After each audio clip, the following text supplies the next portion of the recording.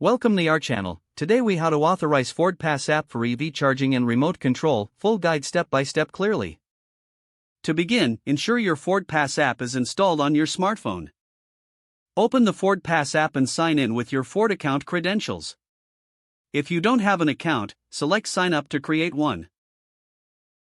Once logged in, tap on the vehicle icon at the bottom of the screen.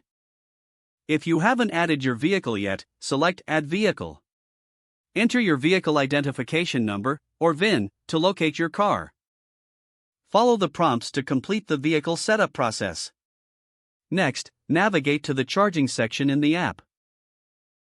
Select Authorize Charging to begin the authorization process. You may be prompted to enable location services for better functionality. Confirm that you want to allow charging stations to access your vehicle. Next, you may need to link a payment method for charging fees. Enter your preferred payment information as required. You should now see a confirmation that your charging authorization was successful. To access remote control, go back to the main dashboard of the app.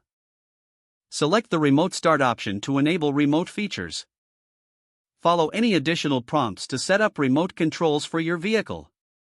Ensure the app is connected to your vehicle's system. Lastly, test the remote features to confirm they are functioning correctly. You are now fully authorized to use the FordPass app for EV charging and remote control. If the page does not load, refresh the browser or try again in a private or incognito window. Make sure you are using the correct email address, then retype it carefully to avoid small typos.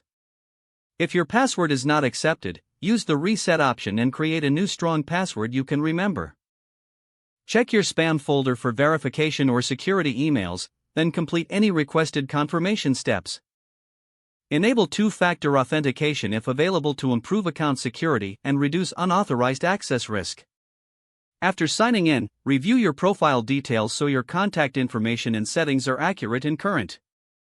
If you see an error message, note it down and try again after restarting your device and internet connection. Log out when you finish, especially on shared devices, to keep your account and payment information secure. If the page does not load, refresh the browser or try again in a private or incognito window. Don't forget to like this video and subscribe to our channel for more step-by-step tech guides.